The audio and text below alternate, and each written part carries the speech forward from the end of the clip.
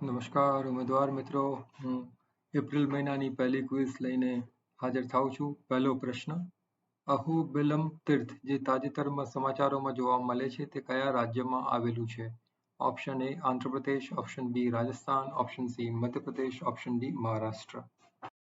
પહેલા પ્રશ્નનો સાચો જવાબ છે ઓપ્શન એ આંધ્રપ્રદેશ. વન વિભાગ અને શ્રી લક્ષ્મી નરસિંહ સ્વામી દેવસ્થાનમ જંગલી પ્રાણીઓને જોખમમાં મૂકતી તીવ્ર ગરમીને કારણે નલ્લામાલા જંગલમાં અહોબિલમ મંદિર પર નિયંત્રણો લાદ્યા છે. અહોબિલમ આંધ્રપ્રદેશના કુર્નૂલ જિલ્લામાં 5 કિલોમીટરની ત્રિજ્યામાં 9 નરસિંહ મંદિરો આવેલા છે. તાજેતરમાં પરુવેતા ઉત્સવમ રાજ્યનો ઉત્સવ બન્યો. વન્યજીવોના રક્ષણ માટે પ્લાસ્ટિકના ઉપયોગ પર પ્રતિબંધ છે. બીજો પ્રશ્ન, કાઠિયા ઘઉં જેને તાજેતરમાં જીઆઈ ટેગ મળ્યો છે તે કયા રાજ્યનો છે? Option A Madhya Pradesh, option B Andhra Pradesh, option C Uttar Pradesh, option D Rajasthan. પ્રશ્નનો સાચો જવાબ છે ઓપ્શન સી ઉત્તર પ્રદેશ. ઉત્તર પ્રદેશના બુંદેલખંડની સ્વદેશી ઘઉંની વિવિધતા કાઠિયા ઘેવુંએ ભૌગોલિક સંકેત ટેગ મેળવ્યો છે જે કૃષિની ઓળખ માટે એક પ્રગતિ દર્શાવે છે. આ વિશિષ્ટતા હાંસલ કરનારી તે ઉત્તર પ્રદેશની પ્રથમ ખેત પેદાશ છે જે પ્રદેશના કૃષિ મહત્વને પ્રકાશિત કરે છે. જીઆઈ ટેગ કાઠિયા ઘેવુંના વિશિષ્ટ ગુણો અને ભૌગોલિક મૂળને સ્વીકારે છે, તેની સુરક્ષા અને તેના વારસાને પ્રોત્સાહન આપે છે. આ માન્યતા બુંદેલખંડના કૃષિ વારસાના સાંસ્કૃતિક અને આર્થિક મૂલ્યને પ્રોત્સાહન આપે છે. પ્રશ્ન, નેશનલ મેરીટાઈમ ડે 2024ની થીમ શું છે? Option A navigating the future safety first, option B શિપિંગમાં અમૃતકાલ, ઓપ્શન સી ટકાઉ shipping, option D greener shipping માટે નવી ટેકનોલોજી. ત્રીજા પ્રશ્નનો સાચો જવાબ છે option A navigating the future safety first. દર વર્ષે 5મી એપ્રિલે મનાવવામાં આવતો રાષ્ટ્રીય દરિયાઈ દિવસ વૈશ્વિક વેપારમાં દરિયાઈ પરિવહનની મુખ્ય ભૂમિકાને સન્માનિત કરે છે. તે 1919માં મુંબઈથી લંડન સુધીની એસએસ લોયલ્ટીની સફરની યાદ કરે છે. વધુમાં વર્લ્ડ મેરીટાઈમ ડે સપ્ટેમ્બરના છેલ્લા ગુરુવારે ઉજવવામાં આવે છે, જેમાં 2024ની તારીખ 26મી સપ્ટેમ્બર નક્કી કરવામાં આવી છે. કેન્દ્રીય શિપિંગ મંત્રાલય દ્વારા જાહેર કરાયેલ ભારતના રાષ્ટ્રીય દરિયાઈ દિવસની આ વર્ષની થીમ છે navigating the future safety first. પ્રશ્ન, તાજેતરમાં કયા દેશે વિશ્વનું સૌથી શક્તિશાળી લેસર વિકસાવ્યું છે? Option A Bulgaria, option B Estonia, option C Romania, option D Sweden. હું આ તબક્કે આપ સૌને વિનંતી કરું કે વિડીયોને અંત સુધી જોજો અને મારી ચેનલને લાઈક અને શેર કરજો અને મારી ચેનલને સબસ્ક્રાઇબ કરજો. સાચો જવાબ છે ઓપ્શન સી રોમાનિયા. રોમાનિયાએ વિશ્વનું સૌથી શક્તિશાળી લેસર વિકસાવ્યું છે જે યુરોપિયન યુનિયનના ઇન્ફ્રાસ્ટ્રક્ચર ELI પ્રોજેક્ટનો એક ભાગ છે. લેસર, જેને extreme light infrastructure nuclear physics laser કહેવામાં આવે છે, તે બુકારેસ્ટ નજીક રોમાનિયાના મ્યુગરેલમાં સ્થિત છે.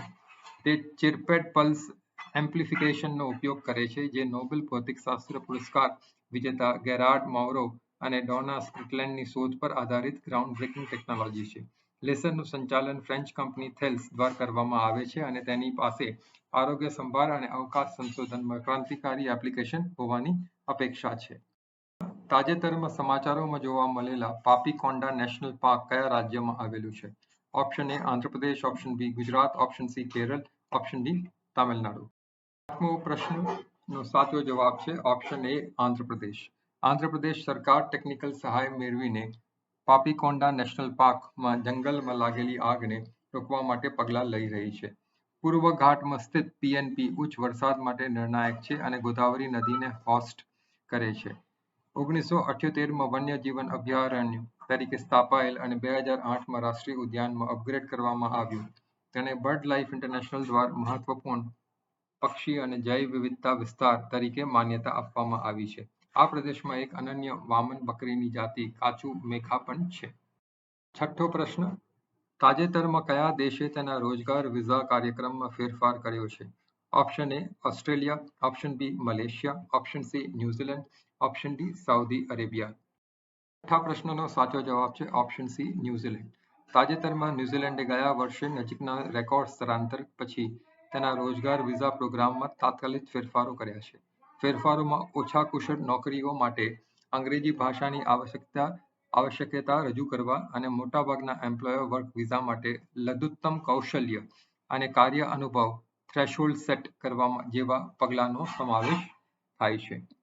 8મો પ્રશ્ન, મિરાજ શહેર જેને સંગીતના સાધનો બનાવવાની કલા માટે જીઆઈ ટેગ આપવામાં આવ્યો છે તે કયા રાજ્યમાં આવેલું છે? Option A Rajasthan, option B Maharashtra, option C Gujarat, option D Haryana. 7મા પ્રશ્નનો સાચો જવાબ છે ઓપ્શન બી મહારાષ્ટ્ર. મિરાજ મહારાષ્ટ્રના સાંગલી જિલ્લામાં આવેલું એક નાનકડું શહેર સંગીતના સાધનો ખાસ કરીને સિતાર અને તાનપુરા બનાવવામાં તેની કારીગરી માટે જાણીતું છે. મિરાજ શહેરને તાજેતરમાં જીઆઈ ટેગ આપવામાં આવ્યું છે. જીઆઈ ટેગ ચોક્કસ ભૌગોલિક પ્રદેશમાંથી આવતા ઉત્પાદનને સૂચવે છે અને જે તેના વ્યાપારી મૂલ્યને વધારે છે. 8મો પ્રશ્ન, વિશ્વ આરોગ્ય દિવસ દર વર્ષે ક્યારે ઉજવવામાં આવે છે? Option A 6 April, option B 7 April, option C 8 April, option D 9 April.